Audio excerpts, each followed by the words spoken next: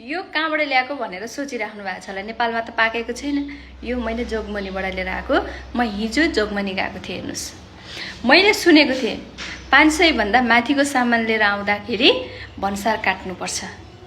त्यति मात्र होइन, त्योभन्दा अगाडि बिहेको कार्ड लगिसकेपछि थोरै एक दुईवटा साडीहरू बेहुलीको सामानहरू लिएर आउन पाइन्छ। त्यो मैले सुनेको थिएँ। सो मैले जोगमनी गएको थिएँ। हेर्नुहोस्, मैले भन्सार काटेर सामान ल्याउन पाइन्छ भनेर पनि सुनेको थिएँ। अनि गएर मैले हेर्दै गर्दाखेरि पोकामा सामान बोकेर धेरैजनाले पोका पास गरेको पनि देखेँ हैन। साइडमा बसेर यसो बुझाएको पनि मैले देखेँ। हेर्नुहोस्, 15 मिनट बसेर मैले त्यहाँ निगरानी गरेँ जोगमनीमा गएर।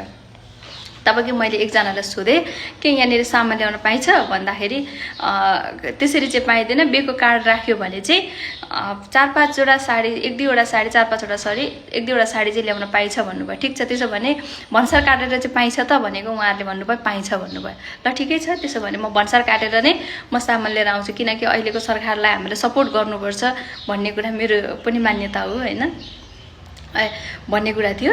त्यस पछाडि हामी उहाँ जोगमनी गयौँ, सामान लिएर आयौँ हैन। सामान लिएर आइसकेपछि जब कि भन्सारको ढाड छ 1 किलोमिटर पर, तर चोकैमा बस्नु भएको छ हाम्रा आर्मी पुलिस सशस्त्र। हेर्नुहोस् है, चोकको गेटैमा बस्नु भएको छ।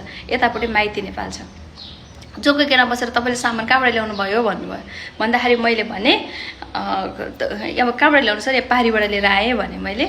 भन्दै गर्दा उहाँले के भन्नुभयो, ट्याक्स काट्नु भयो, यत्रो सामान किन ल्याउनु भएको भन्दा सर मैले बिहेको लागि ल्याएको, म भन्सार तिर्छु भनेर मैले भने। हेर्नुहोस् है, भन्दै गर्दाखेरि त्यहाँको ससुराले के भन्नुभयो, किन यत्रो सामान ल्याउनु भएको भन्नुभयो क्या।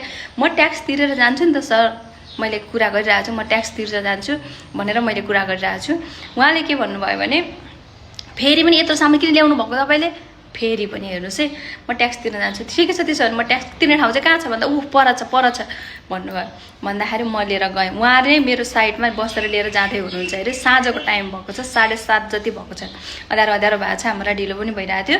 अनि हामी चाहिँ छिटो गर्नु सर, हामीलाई टाढाको बाटो छ, हामीले यहाँबाट 2 घन्टा जति लाग्छ, त्यही भएर हामी भन्सारतिर जान्छौँ भन्दै गर्दा लगभग 500 मिटर बिचमा पुगेपछि उहाँले के हरकत देखाउनु भयो थाहा छ।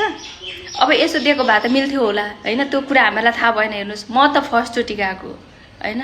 यदि मैले गफ गरेको जस्तो लाग्छ भने मोबाइल ट्र्याक गरेर हेर्दा पनि हुन्छ म कहाँ पुगेको छु भनेर थाहा पनि हुन्छ। हेर्नुहोस्, जोगमनी गएको मैले विराटनगर टेकेकै 3 महिनामा एकचोटि हो, ती मात्रै गएको।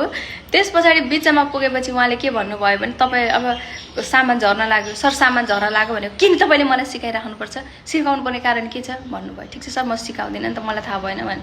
अब फेरि हो न त हो भने। अनि त्यस पछाडि उहाँले के भन्नुभयो भने फेरि भन्सारदेखिको छेउमा पुगेपछि तपाईँहरूले सामान चोर्न लाग्नुभयो, तपाईँहरूले सामान झार्न लाग्नुभयो, त्यही भएर हामी सामान दिँदैनौँ तपाईँलाई, तपाईँ खुरुक्का घर जानुहोस्, तपाईँको सामान लिलामीमा गयो भनेर उहाँले सामान पोको पारेर लिएर जानुभयो क्या। भनेपछि नेपालमा हेर्नुहोस्, यस्तो नदिएसम्म कति पनि कुरा भन्सार टाइट छैन। हेर्नुहोस्, सरकार बालेन सरकारले यदि भन्सार टाइट गरेको भने राजस्वमा हामीले एकदम टाइट गरेर जुन चुहावट छ त्यसलाई बन्द गर्नको लागि, यता भन्सार टाइट गर्नको लागि प्रत्येक महिनामा छड्के चेक गर्न पठाउनुहोस्। सरकारको मान्छे जानुपर्छ। सशस्त्र पुलिस सरकारको मान्छे त हो, तर कति पनि कडाइ छैन। यहाँनिर पैसा दिनेलाई, साइडमा बसेर दिनेलाई सब छुट छ, तर कसरी नदिने मान्छेलाई 100 को सामान ल्याउँदा पनि टाइट छ भन्सार। मैले हिजो मात्र गएको, आज 2 दिन भयो, मैले 2 दिन लाग्यो मलाई सामान ल्याउनको लागि। भन्सार तिरेर ल्याउँछु भन्दा पनि पाइँदैन सर। कि त सरकारले साँच्ची नै भन्सार तिरेर पनि सर्वसाधारणले पैसा सामान ल्याउन पाइँदैन भने त्यहाँ किन लिएर आइँदैछ, प्रत्येक पोका किन बोकिँदैछ, त्यो पोकालाई किन हेरिँदैन, किन 500 को भन्दा सामानलाई माथिलाई ट्याक्स तिर्नुपर्छ र सामान ल्याउनु पर्दैन भनेर प्रतिबन्ध लगाइँदैन। त्यो यो सरकारमा ध्यान आकर्षण होस्। मलाई एकदमै धेरै चित्त दुखाइ छ यसमा चाहिँ है।